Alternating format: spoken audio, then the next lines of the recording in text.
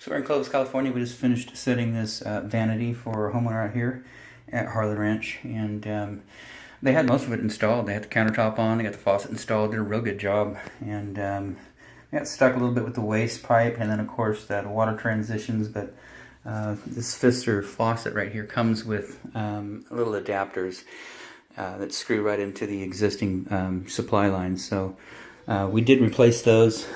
Some of the work that we did, can't see it because it's dark down there, but let's see if we can get up in there and take a little picture. So that's our work. What we did there is we came in and new supply lines, braided stainless steel. Those are Pro Flows straight out of Ferguson.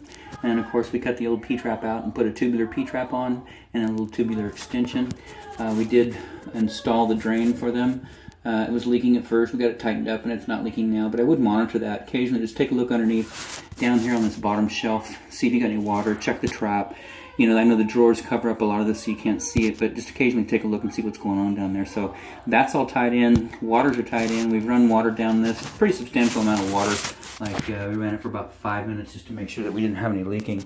And so that's good back there. The homeowner requested we not cut the baseboard, which leaves it off of the back of the counter, back of the wall, you know, probably 3/4 of an inch. Might even still be able to get that backsplash on there. It looks like it's close enough to where it'll still sit on the countertop. So the only thing that you have to address, honestly, I mean, there's a little bit of movement back and forth this way, because it's not fastened to the wall.